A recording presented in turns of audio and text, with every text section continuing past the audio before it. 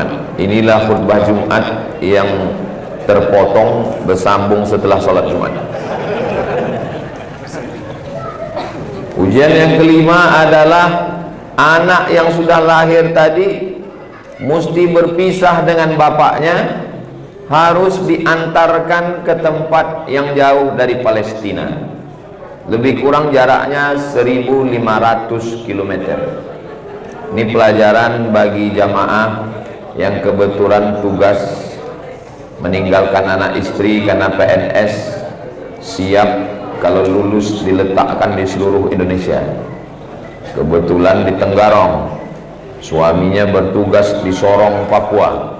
Nah, ini dia mesti banyak-banyak menyebut nama Nabi Ibrahim, kama sallaita ala Ibrahim, kama barakta ala Ibrahim wa ala ali Ibrahim. Kenapa? Karena Nabi Ibrahim berpisah dengan anaknya Ismail alaihissalam.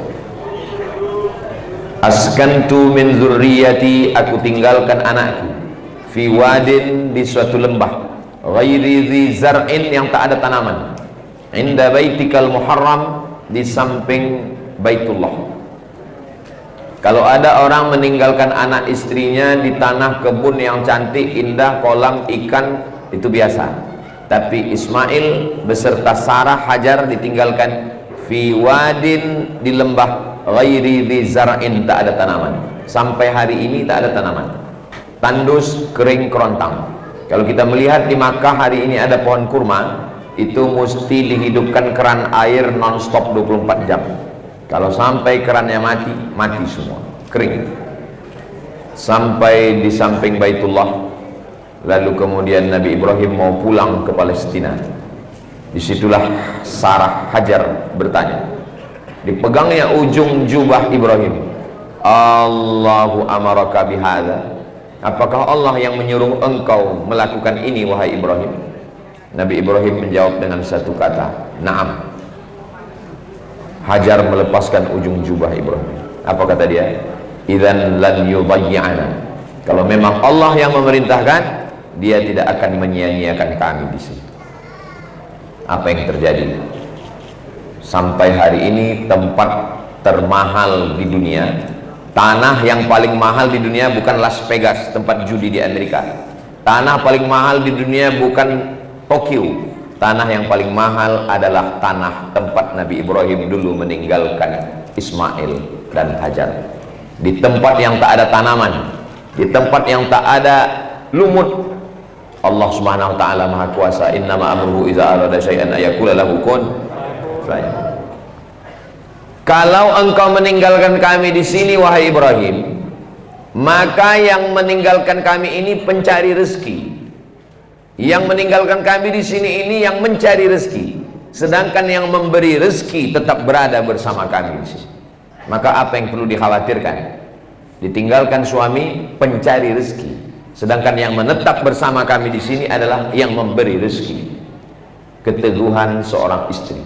Makanya bunyi selawatnya, kama sallaita ala Ibrahim wa ala ali. Ali itu maksudnya anak dan istri. Kama barakta ala Ibrahim wa ala ali Ibrahim, maksudnya anak dan istri. Ibrahim itu bukan cuma dia saja baik, anaknya baik, istrinya pun baik. Mudah-mudahan adik-adik kita yang belum menikah diberikan istri yang solihah. Yang bilang amin yang belum nikah aja. Yang udah nanti diaminkan bahaya itu. Nah, ketika itu terjadi, Nabi Ibrahim alaihissalam pulang ke Palestina, tinggal Hajar. Air tidak ada, kering kerontang, persediaan putus. Hajar sebagai istri seorang Nabi, suaminya Ibrahim Nabi, anaknya Ismail Nabi. Inilah perempuan yang paling hebat, suaminya Nabi, anaknya Nabi.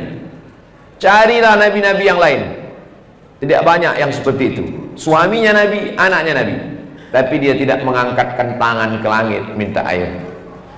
Hajar perempuan yang luar biasa. Dia tidak berkata kepada Allah, ya Allah, aku istri Nabi, aku ibu Nabi, suamiku Ibrahim Nabi, anakku Ismail Nabi, kenapa aku ditinggalkan di sini? Dia tidak mengeluh. Dia berjalan ke atas bukit Safa, tidak ada air. Dia berjalan ke atas bukit Marwah, juga tidak ada air. Berjalan ke atas bukit Safa dan Marwah ini, itu yang disebut dalam ibadah namanya sa'i. Sa'i artinya usaha. Jangan pernah berhenti berusaha, walaupun engkau seorang perempuan sebatang kara di tengah gurun pasir yang tak ada tanam-tanaman, dia tetap berusaha. Apa yang terjadi? Di atas bukit Safa tidak ada air, di atas bukit Marwah tidak ada air. Bolak-balik, bukan dekat, 500 meter. Safa, Marwah, Marwah, Safa, 500 meter. Jadi kalau kita sa'i, Safa, Marwah, Marwah, Safa, Safa, Marwah, 3,5 km. Panjang umur, murah rezeki, mudah-mudahan sampai kita ke Safa, Marwah. Ternyata Allah mau kasih air bukan dari tumit hajar yang pandai berjalan. Allah mau kasih tahu kepada kita semua yang merenungkan nama Nabi Ibrahim alaihissalam, bukan dari hasil usahamu itu rezeki datang, bukan dari kakimu yang kokoh tegak berdiri berlari, bukan dari situ air itu datang. Air itu justru datang dari tumit anak kaki yang belum pandai berjalan. Air Zam-Zam keluar dari tumit Ibrahim, tumit Hajar, atau tumit Ismail? Ismail yang belum pandai berjalan. Begitu dia lihat air, dia berkata Zam-Zam. Zam-Zam artinya berkumpul. Berkumpullah wahai air, berkumpullah, berkumpullah. Akhirnya air itu berkumpul lebih 3000 tahun lamanya. Nabi Ibrahim pindah dari Babilonia, Irak, ke Palestina tahun 1800. Sekarang tahun 2024. 1800 tambah 2024. Kalau tuan pergi ke Tanjung, jangan lupa membawa kawan. Memang susah diajak berhitung kalau jamaah belum makan. Itu makanya ini tak panjang-panjang nih, paling 10 menit selesai. 1800 Nabi Ibrahim pindah dari Babel. Kampung asli Nabi Ibrahim itu Babel. Babel itu Irak sekarang, Babilonia, bukan Bangka Belitung. Dari Babilonia 1800, sekarang sudah 2024, artinya lebih kurang 3824 tahun. Airnya tidak kering sampai sekarang, di tengah gurun pasir yang kering kerontang, tak ada tanaman. Allah mau menunjukkan kepada manusia yang katanya istrinya mandul tidak akan punya anak, ternyata punya anak. Lahirlah anak namanya Ismail. Laki-laki yang katanya nikah sekali dengan Sarah, tak punya anak. Nikah dengan Hajar, tak juga punya anak.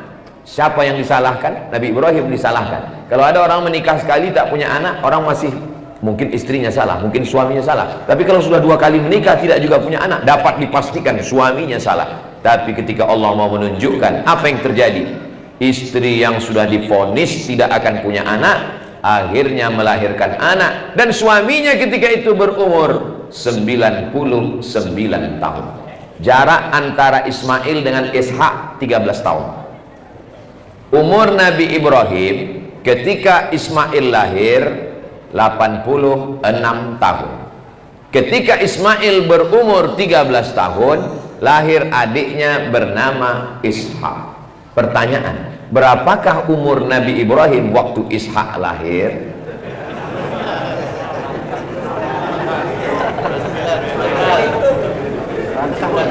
Kalau membeli tasbih kayu koka, berikanlah ke kawan-kawan. Memang susah diajak matematika kalau jamaah belum makan. 99 tahun. Di mana kami bisa lihat angka ini Pak Ustadz? Lihat dalam tafsir Abul Fida Ismail Ibnu Katsir. Makanya renungkan sejarah Nabi Ibrahim. Kenapa Ustadz cerita Nabi Ibrahim sejak khutbah tadi sampai setelah Jumat Nabi Ibrahim? Karena sekarang jamaah sedang pergi melaksanakan ibadah haji. Orang kalau cuma punya uang pergi haji umrah, tidak merenungkan cerita kisah Ibrahim, pulang dari sana dia nggak dapat pelajaran apa-apa. Pulang dari haji pas ditanya, gimana Pak Haji di sana? Panas. Gimana haji kemarin? Mutar-mutar, lari-lari, lempar-lempar. Dia tidak memahami apa kisah dibalik pelajaran kehidupan Nabi Ibrahim alaihissalam. Makanya sebelum berangkat ke sana itu ada istita'ah namanya. Pertama, man istata'a ilaihi sabila, kemampuan ongkos biaya. Yang kedua, kemampuan sehat badan. Yang ketiga, kemampuan ilmu pengetahuan. Yang keempat, kemampuan untuk mengamalkan. Ini Bukit Marwah yang diceritakan kemarin. Sofa tidak ada air, Marwah tidak ada air. Ternyata dia pergi ke sumur Zam-Zam, nampak lingkaran bulat warna coklat batunya, itulah sumur Zam-Zam tepat di depan pintu Ka'bah. Saya berangkat haji tahun 1992 bulan Mei. Sekarang 2024 bulan Mei. Saya berangkat tahun 1992 kelas 2 SMP. Waktu itu masih ada tangga turun ke bawah. Turun ke bawah, ada sumur Zam-Zamnya bisa dilihat. Ada sumurnya, pipa dipasang ke dalam. Sekarang sudah tidak ada lagi, ditutup karena dianggap tangga ke bawah ini menghalangi untuk orang tawaf. Tapi itu tidak mengurangi pengetahuan kita, karena tetap diberikan dia bulatan khusus sebagai penanda bahwa di bawah itu adalah sumur Zam-Zam. Apa pelajaran dari sini? Semua mulut manusia mengatakan kau tidak mungkin punya anak. Walaupun kau nikah lagi tidak akan mungkin punya anak. Tapi kalau Allah berkehendak, apa yang terjadi? Anak pinak turun menjadi nabi-nabi. Nabi Ibrahim punya anak namanya Ismail. Ismail turun ke bawah. Itulah dia Sayyidina Muhammad sallallahu alaihi wasallam. Punya ayah namanya Abdullah. Abdullah punya ayah namanya Abdul Muttalib. Abdul Muttalib punya ayah namanya Hashim. Hashim punya ayah namanya Abdi Manaf. Abdi Manaf punya ayah namanya Qusay, keturunan dari Adnan, keturunan dari Ismail, anak kandung dari Ibrahim alaihi salam, yang katanya tidak punya anak. Dan sampai hari ini orang bangga mengaku, kamu siapa? Saya keturunan Nabi Muhammad sallallahu alaihi wasallam. Kalau keturunan Nabi Muhammad berarti keturunan Nabi Ibrahim. Ini yang di hadapan saya ini, saya yakin semuanya ini pun keturunan Nabi Adam. Kalau ada yang tidak mengaku keturunan Nabi Adam berarti keturunan monyet. Bukan kata saya, itu kata Charles Darwin, teori evolusi yang tidak betul sama sekali, bertentangan dengan ayat Al-Quran. Itu dari jalur Ismail. Dari jalur Sarah melahirkan anak namanya Ishak. Ishak punya anak namanya Yakub. Yakub punya anak namanya Yusuf. Yusuf punya saudara namanya Yahuza. Cucu cicit keturunan Yahuza, itulah dia Yahudi. Sarah punya anak namanya Ishak. Ishak punya anak namanya Yakub. Yakub itu namanya dua, satu Yakub, satu Israel. Maka anak cucu Ishak disebut dengan Yakub. Anak cucu keturunan Yakub disebut dengan Bani Israel. Bani Israel ada yang beriman, perempuan masuk Islam, menikah dengan Nabi. Jadi istri Nabi itu ada yang keturunan dari Yakub. Itulah perempuan namanya Sofiyah binti Huyai bin Akhtab. Orang Yahudi ini ada yang masuk Islam. Ketika Nabi datang ke kota Madinah, tala'al badru alaina min saniyatil wada. Orang melihat dari jauh, ini laki-laki orang Yahudi namanya Husain. Husain melihat dari jauh, dia mau melihat ini Nabi Muhammad ini betul Nabi atau Nabi palsu. Setelah dia lihat baik-baik, akhirnya dia mendekat. Sampai mendekat dia tanya beberapa pertanyaan. Habis itu dia yakin, dia bersyahadat. Dialah Yahudi pertama yang masuk Islam. Asyhadu an la ilaha illallah wa asyhadu anna Muhammadan Rasulullah. Namanya Husain. Namanya diganti Nabi menjadi Abdullah bin Salam. Setelah itu dia masuk ke rumah Nabi. Datang orang Yahudi. Nabi bertanya, kalian kenal dengan Husain? Kata orang Yahudi, Husain ulama kami, bapaknya ulama kami, dia orang suci kami. Husain keturunan orang mulia, bapak moyangnya orang mulia. Kata Nabi, Husain sekarang berada di rumah saya dan dia sudah masuk Islam. Apa kata orang Yahudi? Husain penjahat kami, bapaknya orang paling jahat, nenek moyangnya pun paling jahat. Orang Yahudi begitu cepat beralih, kalau dia pengikut Nabi Muhammad maka dia amat sangat benci. Husain masuk Islam, Ka'bul Ahbar masuk Islam. Mereka yang puncaknya imannya, benar keyakinannya, mereka akan bersyahadat asyhadu an la ilaha illallah wa asyhadu anna Muhammadan Rasulullah. Sampai masanya falamma balagha ma'ahu sa'ya, ketika anak ini sudah remaja, datang ujian lagi. Ujian tidak punya anak, sudah. Berpisah dengan anak, sudah. Ini yang paling berat. Anak mesti disembelih. Wahai anakku, inni ara fil manam, aku lihat dalam mimpiku, anni azbahuka, aku menyembelih lehermu. Anak bapak akan bilang, tunggu sebentar ya pak. Mau kemana? Ke tempat Pak Sukardi, Pak polisi. Nabi Ibrahim alaihissalam ketika dia katakan itu kepada Ismail, apa jawab Nabi Ismail alaihissalam? Ya abati. Kalau ya abi itu biasa, ya abi wahai ayah. Ada yang lebih lembut lagi, ya abati wahai ayahanda. If'al ma tu'mar, laksanakan perintah Allah. Satajiduni insyaallahu minas sabirin. Insyaallah engkau dapati aku termasuk anak yang sabar. Kenapa Nabi Ibrahim diberikan anak yang sabar? Karena Nabi Ibrahim sabar menghadapi ayahnya Azar. Kenapa Nabi Ibrahim diberikan satajiduni insyaallah minas sabirin? Kenapa anak yang sabar? Karena Nabi Ibrahim sabar menghadapi ayahnya Azar. Ayah yang dulu sabar menghadapi ayahnya akan diberikan anak yang sabar. Makanya bapak jangan adukan anak bapak ke ustaz, nanti bapak sakit hati. Pak ustaz, anak saya ini kok bandel. Ya kau dulu lebih bandel ke bapak kau. Orang yang minum khamar bisa saja di dunia dia bahagia, duitnya banyak, mobilnya banyak, rumahnya bagus. Orang yang berzina, mohon maaf, bisa saja hidupnya di dunia senang, karena azabnya nanti di akhirat. Tapi orang yang durhaka kepada orang tua pasti akan mengalami di dunia. Orang yang pernah melawan ayahnya, melawan ibunya, dia tidak akan pernah mencium kebahagiaan. Walaupun rumahnya besar, duitnya banyak, dia akan berenang dalam tetesan air mata penderitaan. Bagi yang sudah berlalu, apa boleh buat? Banyak-banyak beristighfar, minta ampun kepada Allah Subhanahu wa ta'ala. Ini dari tatapan matanya nampaknya banyak yang durhaka. Jangan gitulah Ustaz Somad. Siapa Abdul Somad yang bisa menghukum orang lain? Doakan supaya Ustaz Abdul Somad tidak termasuk orang yang durhaka pada orang tua. Doakan supaya anak cucu keturunan kita semuanya anak yang soleh solehah. Tengok anak-anak soleh itu, dari bunyi aminnya dia kuat kan. Bawa anak sholat Jumat, bawa anak pengajian, supaya apa? Supaya mereka juga nanti akan membawa anak-anaknya ke masjid. Ini anak-anak yang bapak bawa, yang teriak-teriak, yang lari-lari, yang lompat-lompat ini, ibu bersusah-susah di luar kepanasan membawa anak itulah nanti yang akan mengisi Masjid Al-Qadar Tenggarong. Banyak orang tidak mau membawa anak ke masjid. Jamaah pun marah kalau ada anak masjid, bawa pulang, jangan ke masjid. Selama di masjid masih ada anak-anak, insya Allah Masjid Al-Qadar Tenggarong masih tetap ramai. Tapi kalau di masjid sudah tidak ada lagi suara anak-anak, lebih banyak suara batu.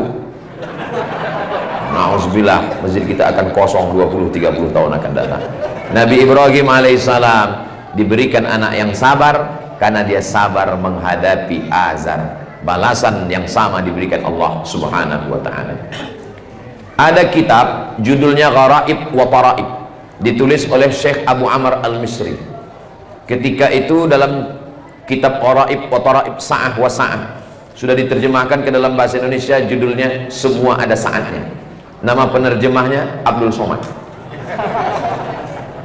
Seorang anak membawa bapaknya, mau dia pancung ke sebuah gurun pasir, di situ ada batu besar. Sampai di batu itu udah mau dia pancung bapaknya. Bapak, apa yang mau kau sampaikan? Karena bapaknya nggak mati-mati, hartanya banyak, jadi pancung aja biar cepat mati. Sampai di batu itu dia tanya, apa pesan terakhir yang mau kau sampaikan bapak? Apa jawab bapaknya dengan meleleh air mata? Ada satu yang mau aku sampaikan. Apa? Disinilah dulu aku memancung bapak. Rupanya dia dulu memancung bapaknya. Bapaknya mau ngasih tahu ke anaknya, nanti kau pun juga akan dipancung di sini oleh anaknya. Gharaib wa taraib, keanehan dalam hidup pasti ada. Muliakan ayahmu, muliakan ibu, muliakan ayahmu, buat mereka seperti raja-raja. Insya Allah rezekimu juga akan seperti rezeki raja-raja. bukan hadis Nabi. Itu dapat saya di grup WhatsApp. Lebih mulia daripada raja-raja. Raja belum tentu bahagia. Banyak raja penguasa, duit banyak tapi tak bisa tidur malam. Jamaah yang membahagiakan orang tua tidak perlu kasur yang mahal, tidak perlu istana. Khotib naik ke atas, dia sudah tertidur. Kan sangat bahagia itu. Betul apa tidak? Betul pula kata orang.